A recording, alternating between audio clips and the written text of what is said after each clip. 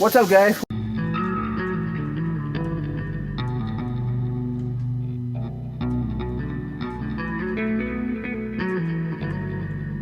Welcome back to another video. We're talking about 3 frontmen in metal music. Who's the best, who's the worst, who's the greatest? We're gonna break it down like this. I think when it comes to overall greatest frontman of all time, I think David Draymond of Disturbed is one of the greatest frontmen of all time. He captivates an audience, and what you hear on an album is what you hear live. The dude is notorious for playing great live. He has a high energy. He's definitely a guy who can sing his ass off on a record and sing his ass off live. Dave Mustaine of Megadeth. I seen him live back in May, and the dude really captivated an audience. He really puts on a great show. The list.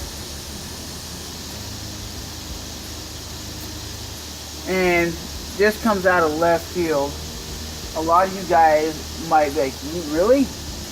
Is it Ozzy? Because Ozzy could captivate an audience like nobody. And I'll say, when I seen this band live, I'm not really a fan of this band, but I seen them live when they toured with Anthrax in like 2006. I think it was 2006. It is Rob Halford of Judas Priest. I'm not a fan of that.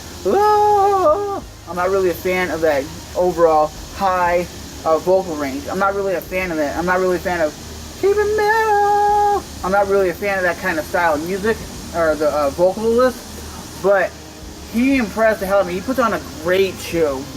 He puts on a show. He was riding like a Harley Davidson on stage, and he was hitting the high notes.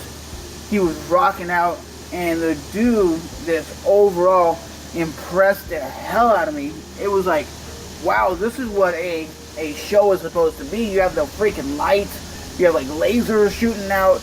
You have a dude on a motorcycle. You have a lot of stuff. It's not just a band playing. That was like the first time I seen a band that was like, that's an actual show. They're not just musicians up there rocking out. He's putting on a performance. And I was like, damn, these old school dudes do it well. On the list, but they weren't on the list because their vocals and the way they perform now isn't as what it was when they were in their prime. Like I said, I would have picked James Hetfield all day because he can captivate an audience like nobody. But he has the problem that he blew his voice out. So when you hear him live, it's just not like it was 30 years ago or 20 years ago. It's just not that great. That's why I think the new Metallica album is going to be great musical-wise, but overall it's not going to have the James Hetfield, yeah, because he blew his voice out. So I'll see you guys in the next one.